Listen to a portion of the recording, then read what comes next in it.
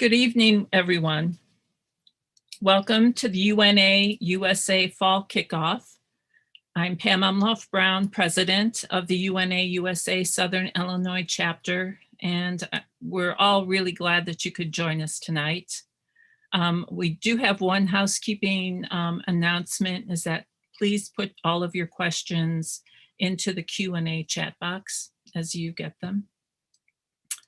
As you know, the United Nations General Assembly 76th session is starting this week. So it seems a good time to remind us all of what the UN does. And these lessons tonight are going to be some of the lesser known benefits of the United Nations.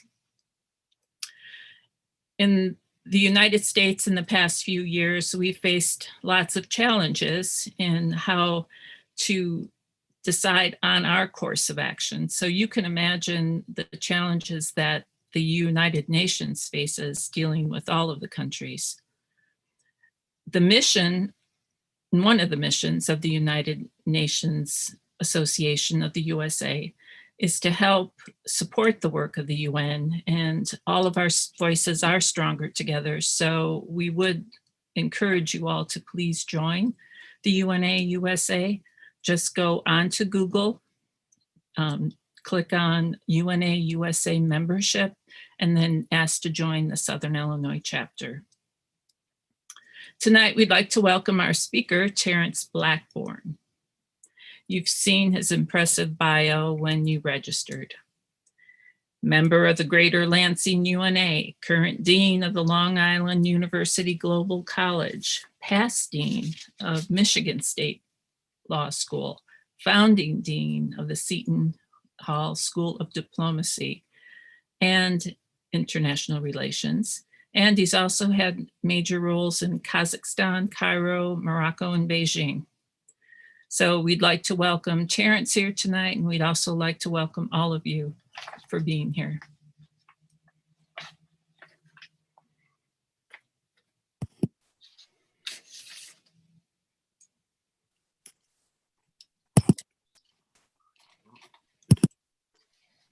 Good evening, everybody, and thanks for joining. And thanks, Pamela, for the introduction.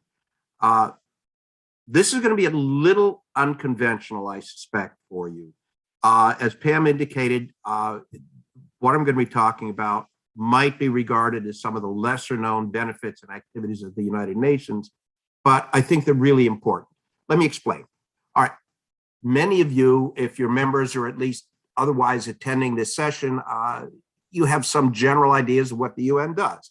You know about peace and security, that there are peacekeeping operations. There is in 12 different locations at the moment, and that's at a price tag of $6.4 billion a year.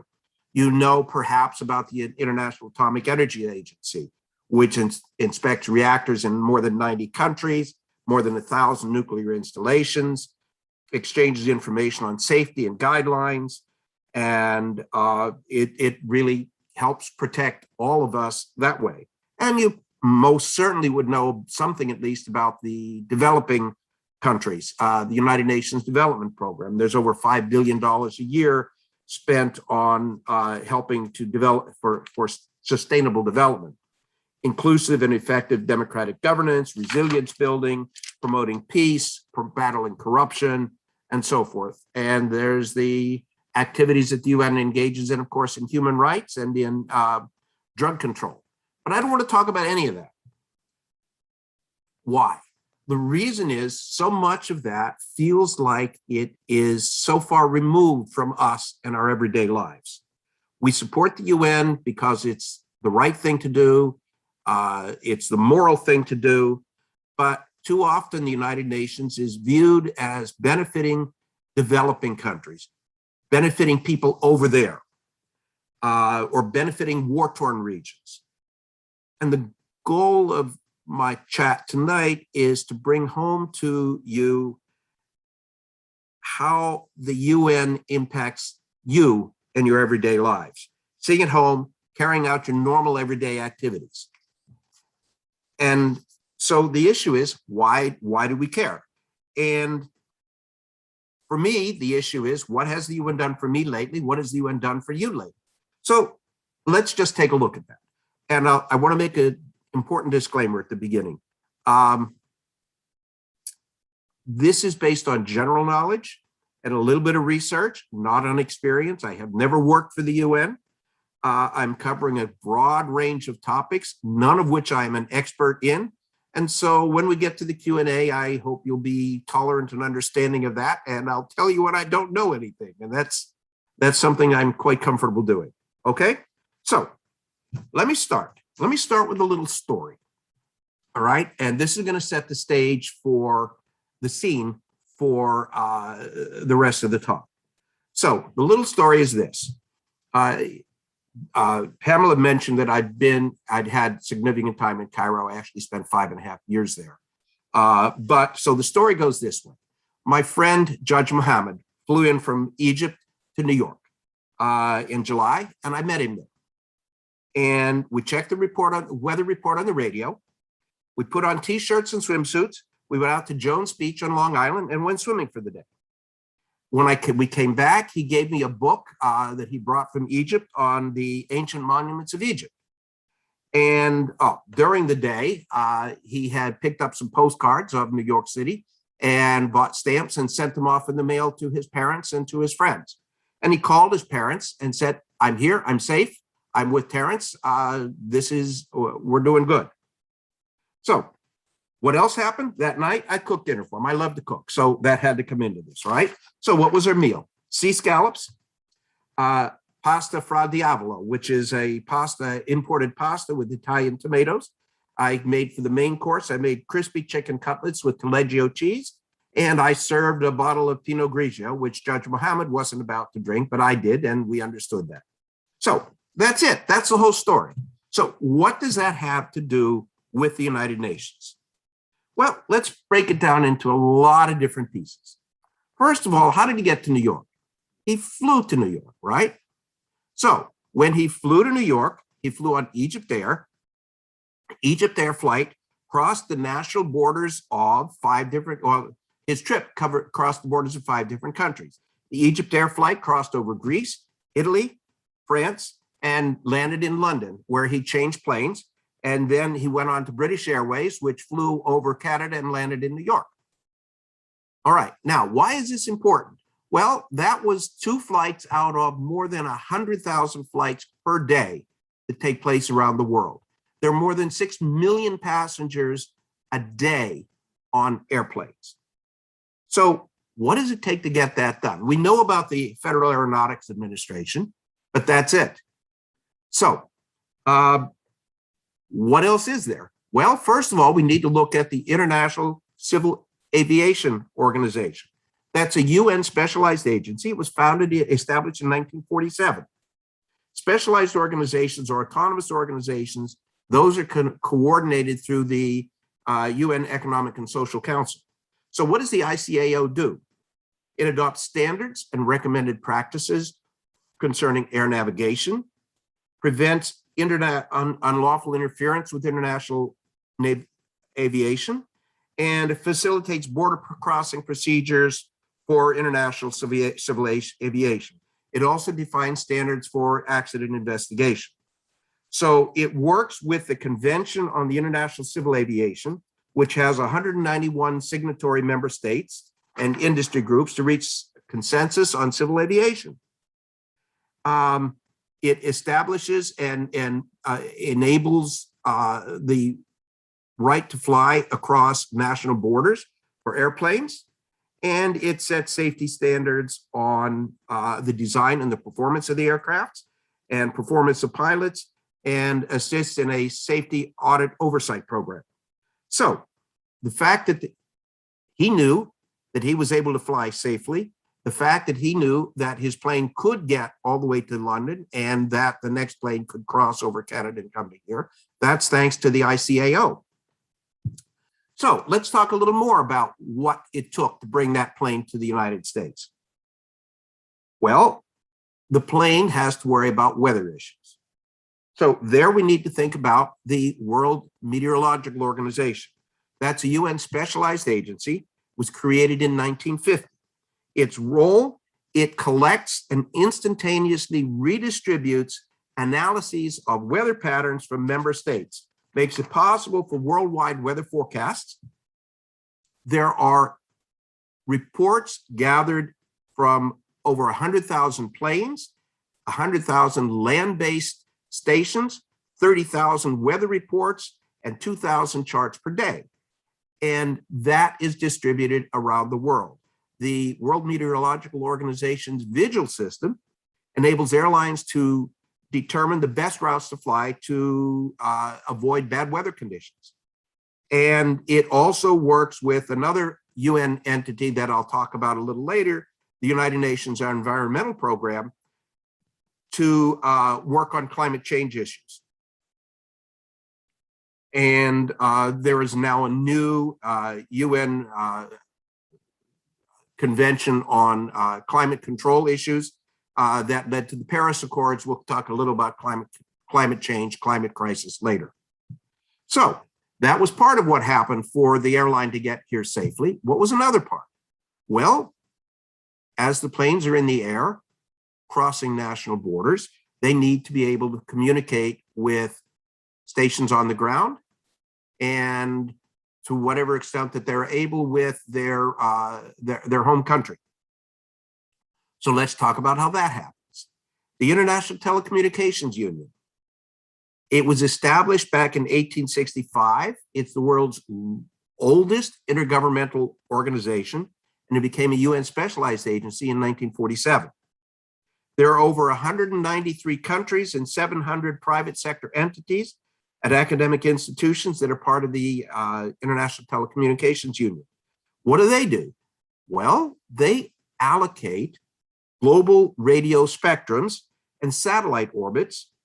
They develop the technical standards that ensure networks and technologies seamlessly interconnect, and they strive to improve access to the international telecommunications and to underserved communities around the world. So that entities, the ITU's activities enable the planes to be able to receive the weather reports, the Vigil system from the World Meteorological Organization. And on the radio side, it allocates the frequencies I've said for satellite, for aircraft, for marine navigation, for wireless computer systems.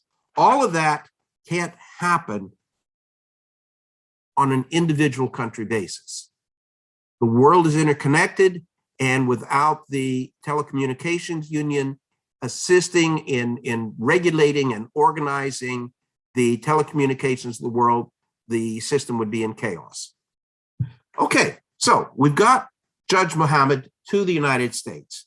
Now what are we going to do? Well, if you remember my little vignette, we went to the beach. We put on t-shirts and went swimming. So let's talk about the t-shirts.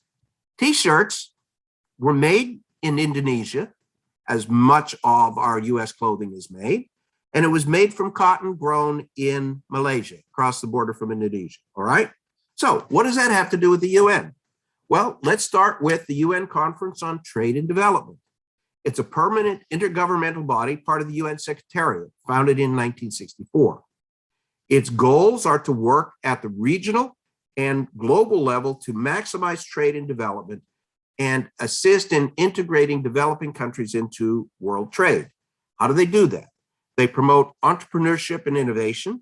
They help local firms move up the value chains. They attract investment, and help make development more friendly. And they increase access to digital technologies. So what does that mean on a practical basis? Well, one of the elements is they have created the automated system for customs data.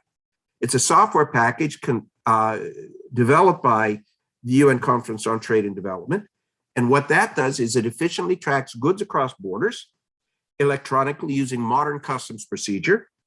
It assists more than 70 countries in reducing error, fraud, and corruption, improves trade, improves revenue collection. Next, there's an entity, I guess, called the Global Trade Point Network. its main objective is to facilitate access for small and medium enterprises to the international markets in using most up-to-date technologies and electronic commerce. And through the interconnected trade points in many countries of the world, small and medium enterprises can get access to latest information and telecommunication technologies and services, make their products known to potential customers, and to find business partners in other parts of the world. So, and along with the World Bank and the International Monetary Fund, they provide training for government officials, and they provide economic management on economic management issues and assist with balance of payment difficulties. So those t-shirts got here partly through the assistance of the UN Conference on Trade and Development. What else happened? Well, let's talk about the UN Development Program. That focuses on sustainable development and livelihoods for the poor. In this case, UNDP assisted people in Malaysia to develop their cotton growing. It also, development program also helps with climate and disaster resilience and crisis response. So that gets the t-shirts. Well, we'll talk about how the t-shirts got sold here later. Let me hold that off. But we went swimming, all right? So there are a lot of things that didn't happen because of the UN when we went swimming. So one of the things that didn't happen, we did not run into lumps of congealed tar. We did not run into pollution. We did not run into plastic bags floating in the water. Why not? Well, the International Maritime Agency promotes cooperation among governments and the shipping industry to improve maritime safety and prevent pollution. So there are 51 different international treaties related to international shipping. 20 of them, one of them are related to the environment alone, such as the Treaty on Separate Ballast Tanks, so that the water and the ballast don't get commingled. Then double hull tanks for oil tankers. And through the International Maritime Organization, pollution from tankers has been reduced by 60%. So the tar and the oil are not there at the beach. Bilge water did not get dumped into the ocean. They're required to keep that separately. And also the Law of the Sea Convention on Pollution affects this. It's also a UN treaty. The US hasn't signed that one, but they're still complying. Since 1997, the International Maritime Organization has also dealt with pollution from chemicals, other harmful substances, garbage, sewage, and also now, since 1997, air pollution and emissions from ships. So we had cleaner water to be able to swim in. What else happened? Well, let's take a look at what the UN Environmental Program does, because they've made a major difference in our lives. What they do is they monitor, assess, and provide early warnings on weather-related issues. They promote environmental activities throughout the UN system. They assess what's going on and currently and what the trends are around the world. Well, one of the major areas that, of course, you're aware of now is that the UN Environmental Program is leading the global awareness on the challenges of climate change. And their reports, and through the UN Environmental Program, the development of the Paris Accords for trying to control the global warming that's taking place. They set the standards at 1.5 degrees centigrade. It is quite likely that even with the best of intent that we will exceed that. And now the latest news is that even 1.5 degrees centigrade is going to have disastrous consequences around the world. So what else have they done? Well, they've kind of led a program on plastic bags and single-use plastics. Just a little bit of an advertisement here. There are more than 1 million single-use water bottles sold every minute around the world. There are 51 billion trillion, beg your pardon, 51 trillion plastic bags that are used per year. The campaign on plastic bags has many pieces to it. 127 nations have now signed on to either ban totally or to tax plastic bags. Israel taxed bags at 3%. In 1 year, there was an 80% reduction in use and a 50% reduction in plastic bag pollution along their shores. Tanzania totally banned plastic bags in 2017. You know what I saw when I travel around the world? I've been in a lot of different places. Wherever you go, in remote areas and even in local areas, you see plastic bags hanging on brush, hanging on trees, blowing along the ground. I was in Tanzania in 2018, out in the bush. There wasn't one. This works. So what else happened? We didn't see plastic bags in the water. You know what else didn't happen? Despite the way my face looks at the moment, a little red. That's the lighting, that's not the sun. We did not get massive sunburns. We did not expose ourselves to the danger of skin cancer. Why? Because the Vienna Convention on the Protection of the Ozone Layer from 1985, the Montreal Protocol on substances that deplete the ozone layer was universally ratified,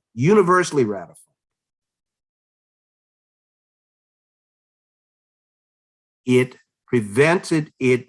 It has, at this point, all industrialized countries ceased production of ozone depleting substances by 1996. And it resulted in substantial reduction in the depletion of the ozone layer. 98% reduction in worldwide consumption of ozone depleting substances. The ozone layer is healing. It's going to take till between 2050 and 2070 for that to fully reheal, as it will. But that was the result of a UN-led activity to make the world aware of the dangers of ozone depletion caused by certain chemicals. A lot of those happen to be in air conditioners and so forth.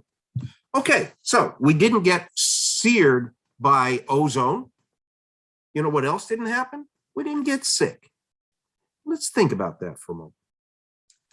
Well, let's think about the World Health Organization. All right, the World Health Organization's mission in infection prevention and control is to assist the member states to reduce dissemination of infections associated with healthcare by assisting with assessment, planning, implementation, and evaluation of national control policies. Ultimately, they want to assist the member states to endorse quality promotion of healthcare, safety for patients, safety for workers, safety for those in the healthcare setting, and achieve that in a cost-effective manner. So they act as a coordinating authority on international public health, deals with health and sanitation issues. Well, one example that you probably know about is smallpox. The last known natural case of smallpox was in Somalia in 1977. After a 13-year effort, it was eradicated due to the immunization program led by the World Health Organization. That alone saves over $1 billion in immunizations. Polio, you know the stories of polio that's been led by the United Nations. There's a little bit of a worry at the moment because it's not been totally eradicated. 3 years ago, the last cases seen of wild polio were in Afghanistan and Pakistan. Cases have gone up a bit from 22, 3 or 4 years ago to in the 400s. It needs to be paid attention to. West Nile virus, we had a scare about that here in the United States. Zika virus started in the Americas, was declared a public health emergency by WHO in 2016. Ebola, influenza, COVID. You know the work that the WHO has done to make people aware of, to help coordinate research, to help coordinate immunization programs. They're working hard at that. without the World Health Organization's assistance, I think we'd be a lot further behind in controlling or trying to control COVID. All right, let's move on from health. There's so many more things to talk about. I'm going to run out of time, I know. Okay, I got a book from my friend. He gave me a book on ancient monuments of Egypt. What does that have to do with the UN? Well, number one, the World Intellectual Property Organization. It's a specialized agency of the United Nations created in 1967.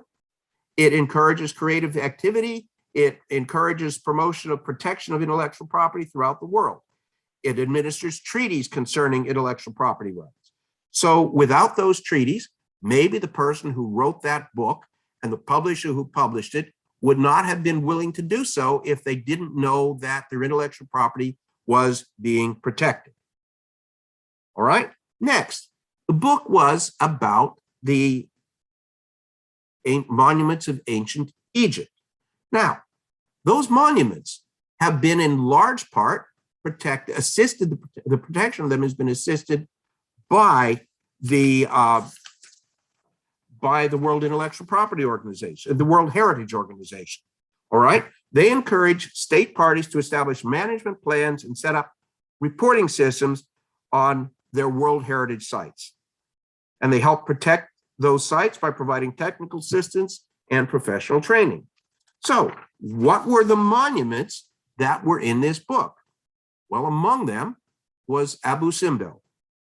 1960s in Egypt, it was going to be covered by the Aswan Dam. The temple, which is massive, it and the mountain behind it were cut up into blocks. And those blocks were picked up and moved several hundred feet higher and further away from the upper limits of where the waters from the dam were going to reach.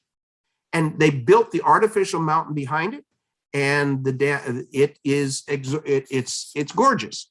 I don't know whether I dare do this. Never mind. Okay, I can't. I had a picture of the of Abu Simbel, which I'm not going to get to show you, but that's fine. Other sites in Egypt protected through the assistance of the World Heritage Program: Luxor, Karnak, St. Catherine's Monastery, the Bent Pyramid, the Step Pyramid. There are more than 1,100 sites in 170 countries that are being protected with the assistance of the World Heritage Program. So moving on quickly, my friend called his parents. They're in Egypt. That was assisted by the International Telecommunications Union that I've talked about already. It works also not just with airplane bandwidths, but with mobile phone systems and frequencies. Let me move to another one. He wrote a postcard to his friend and sent it in a mail. All right? Now, let's bring this to you. Have you gone to the Caribbean and sent back a postcard to a friend that said, having a great time, wish you were here? Have you sent a postcard of the Eiffel Tower when you went to Paris? Have you ever thought about how that got where it was supposed to go? You bought a stamp from the French government, and the American postal system delivered your mail. And Judge Mohammed bought an American stamp, and the Egyptian postal system delivered that. So the Universal Postal Union was established in 1874, became a UN specialized agency in 1948. It sets the rules for international mail exchange, makes recommendations to stimulate growth, it coordinates policies, and most important, it standardized tariffs so you can pay the same amount in the United States to send a postcard to Barbados as you can to Kazakhstan. And what happens is through the Universal Postal Union, they redistribute postal receipts for international mail based upon the total weight between each two countries. So if we send more weight mail to France and they send to us, we give them some of our revenues and vice versa. So that enables passage of mail across borders. So very quickly, because I know I'm almost done, I think I've got about 3 or 4 minutes, if I'm cheating. Sea scallops that I cook for dinner. The UN Convention of the Law of the Sea covers national maritime jurisdiction, fishing, anti-exploitation rights, territorial waters, continental shelf, protects natural resources. The chicken, the Food and Agriculture Administration, specialized agency Mission is to defeat hunger and establish food security. We'll talk about food security here. Avian flu, devastating in other parts of the world, including crossover to humans. US has avian flu as well. The last major outbreak was in 21 countries in 2015. That variety of avian flu does not cross over to humans, but it can wipe out thousands and hundreds of thousands of birds. So the FAO assists in reporting, keeping track of, and helping to reduce outbreaks and the spread of avian flu. The FAO assisted, wasn't part of my meal, in the total elimination of rinderpest. It is only the second disease after smallpox to be fully eradicated everywhere in the world. And that used to wipe out full herds in a matter of days of cattle in developing countries. So we had imported tomatoes, food safety. Where does that come from? UN agencies established standards for food safety for 200 commodities and safety limits for more than 3,000 food containers. What else? They also were, well, let me see what else I can cover. I'll come last to the wine. My Pinot Grigio came from Italy. Now, I used to teach international trade law, so I got to be really careful not to go deep into this. But there's the UN Convention on the International Sale of Goods that tells what's an offer, what's an acceptance. It helps structure what the terms of a contract are. The New York Convention on the Enforcement of Arbitral Awards. There's a disagreement between the people selling and the people buying the Pinot Grigio to bring it here. There's a UN Convention on International Bills of Exchange that assists with respect to letters of credit and payment. And there's the World Trade Organization, which was established to create a global system of trade rules so that countries don't cheat on their trade. They don't subsidize, they don't create excessive tariffs for the purpose of protecting local industry. Then there's the UN Convention on the Carriage of Goods by Sea, which made it possible to have that wine shipped by boat and safely and under international rules for liability and compensation and loss. Okay, I've gone on and on this, but what I want to stop now, because I do want to leave time for questions, is this. The UN does an enormous amount. I may be able to put into the chat later the website for a map of UN entities. It's hard to keep track of what all they are. But what we take away from my little vignette is the world really is a global community. No matter whether you're sitting in New York or in Southern Illinois or in Almaty, Kazakhstan. And it's a global world, even for the United States, which only has 2 international borders. We alone have more than 80, well, never mind. Truly, we have, people. We have 80 million travelers coming to the United States per year. We have more than 100 million people leaving the United States from US citizens to travel abroad. We have $2.3 trillion in export to other countries. What this says, and what my vignette says, there is a strong need for global cooperation in all areas: peace and security, economic activity, travel, health, crime control, environment. The UN plays a major role in all of that, although it's often a silent one. You go about your daily lives never thinking that something you did that day was touched, was impacted, was made possible, was made easier, made safer by UN activities. So when we work for the UN and we work for support of the UN, when we advocate on its behalf, we're not acting just out of a moral imperative. We're not just saving the rest of the world.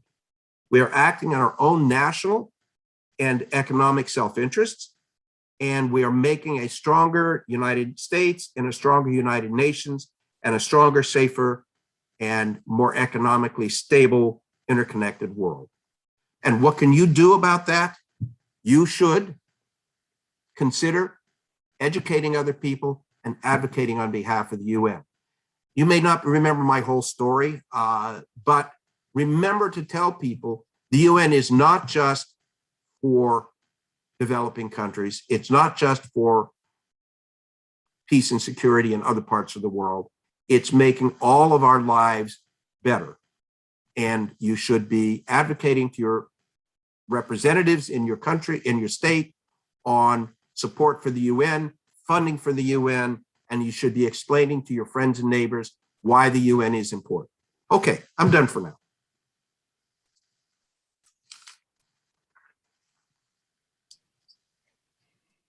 And I met my time frame, right? You did. You could have gone on. That was fascinating. Thank you, Terrence. That was wonderful.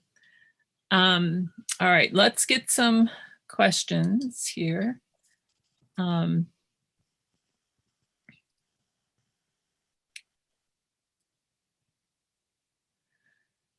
All right, so I do have a question that maybe is outside of this. Could a UN peacekeeping mission, multinational, make all the difference in Afghanistan? Can the UN, formed in 1945, really address cyber warfare and growth of AI? What rapid action do you foresee for the wait, UN? I got to write these down. We got an Afghanistan question. Give me the next one. Okay, so and that was all from the same question. Afghanistan and cyber warfare. Wow. Okay. What was the third part? I interrupted you. I'm sorry, Pamela. And what rapid action do you foresee for the UN to meet the urgency and magnitude of the climate change challenge? Okay. There you go. Okay. First of all, I am absolutely not an expert at all. I read the New York Times now and then on Afghanistan. Okay. This is not a situation, as I understand, that the UN would be able to be involved in Afghanistan. There is not armed conflict between identifiably different groups. If we talk about where the UN peacekeeping operations are, by the way, and those are authorized by the Security Council, the budget is approved by the General Assembly. So there's kind of a check and balance between the superpowers and the General Assembly to make sure that these go into the right places. But they're in places like keeping the peace in Cyprus, which is still a divided country, or the island of Cyprus. They are in the Middle East. They are in places to ensure the peace between people who might otherwise be fighting with each other. They are not a fighting force in themselves. Afghanistan is, to me, too chaotic, and frankly, the Taliban is pretty much in control of the country. So I don't see that at all being likely at this point. But again, I am absolutely not an Afghanistan expert. I am not a peacekeeping expert. And if somebody else, my friend Ron Risden, who's a member of the local chapter, he did peacekeeping operations for years all around the world. I wish he were here. He could help. Okay. Cyber warfare, I haven't a clue. I don't think that's a UN issue. And that would be my reaction.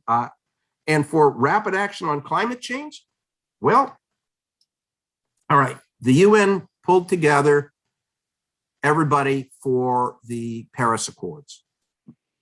The Paris Accords were, I think, scary to people on both sides of this issue. Countries and industries were afraid that they really can't meet those goals. On the other hand, people who are really concerned about climate change felt that the 1.5 degree increase in the global temperature was a sellout to industry. That the studies had already shown that anything above 1% was going to be disastrous. And that's before the latest reports on what's going on. Every year, despite all the efforts which countries say they're currently making, the percentage of carbon dioxide in the atmosphere has gone up. And the rate of increase is still going up. And the efforts that need to be made, I think what's going to happen is, even though people don't think we can really meet the Paris Accord goal of 1.5%, each individual country needs to take responsibility. We may need to take another shot at that. I think no matter what's going to happen with respect to the protocols, we're going to see a huge, huge impact. We've already seen that in the United States, and not just in Florida and in Charleston, South Carolina, where cities are being flooded just because of high tides now or because of the full moon. We're seeing extreme weather happen around the US. So are other countries. England had the warmest day in summer in its entire history. Rapid action is not going to depend on the UN. All the UN can do is advocate. It's going to depend on rapid change by national governments. So if that's your concern, the issue is get to your representatives, get to your local communities. This has to happen at every level, local communities, state level, and national level. All right? And the UN's going to help pull ideas together, but it can't change the world. Okay. Anything? I think that's all I got to say. I'm topped out. Okay. I have another question. Although it may be good that a number of American businesses receive contracts from the United Nations, does the UN receive good value from these contracts? I have no capacity to answer that. I'm thinking, things like, the money that is brought into the United States from all the different UN contracts. It's billions, trillions of dollars. Sure. The U.S. is one of the major contractors for the UN. There's no question. Whether the companies who provide those goods are providing good value, I wouldn't have any capacity to answer that. This is unfortunately not as interactive as we would be if this were an in-person event. And I would turn that around at this point and try to figure out what's driving that question. I just don't know. Okay. All right. And then actually this, I think, might be our last question. There's a couple more in the Q&A box. Oh, okay. If you had just a few bullet points to provide people who are trying to help sway people into believing in what the UN does, what would be a few bullet points that you would give to people to have in their little toolbox to bring out? Okay. To me, I think the issues that are most, all right, I'm thinking of this first. If we're talking about somebody in the United States who is skeptic about the UN, what I try to do is bring home the issues that the UN is dealing with that makes a difference in daily lives. And obviously that's a whole talk, but I'd pick probably top of the line for me, and I think in many people's minds at the moment, are global health and climate change. And global health is COVID, it's Zika virus, it's do we need to worry that polio is starting to break out again? Because not everybody was vaccinated the way they were in smallpox. And as we know from the mutation variations in COVID, if you don't knock out a virus fully, you create the possibility of killing off only the weaker strains and another variant surviving. There are 3 or 4 different variants of polio. And the good news is the polio vaccines knock out all of them. We need to have the World Health Organization and national governments and the Red Cross and the Red Crescent working to stop polio before it starts again. That's a small one. There's only 400 cases. But you know what? 3 years ago, there were only 22 cases. We know what can happen having seen the spread with COVID. So to me, I would say for personal issues, I would say health issues and climate change issues would be primary. People don't notice, they don't care about issues like mailing letters. You don't really think about it. That's part of what the UN does. It's in an everyday world. And I think what I would also say is, no. Don't just think about the macro issues that are affecting all of us. Think about what the UN system organizations do to make everyday life possible. Our world can't be other than fully interconnected. And without the coordination of the UN specialized agencies and system organizations, our world is chaos, it collapses. Okay. Which of the UN organizations works most closely with the US government? Oh, goodness. Do we know that? I have no idea. Okay. The US government interacts in so many different ways. And there's so many parts of the UN that, frankly, I don't know. I don't think I can pull up the map of the UN activities unless Jennifer's able to give me permission to do that. But I could bring up for a quick second what that looks like. There are so many organizations that you never hear of, you never think about. I can't help on that one, I'm sorry. Okay. How do we balance concerns over global government overreach with the fundamental need and already existing presence of the UN? Okay, that's an interesting question, actually. I don't think the question is quite reaching to the point of worrying about the UN black helicopters landing in the United States, all right? So I'm not going to go far down that road.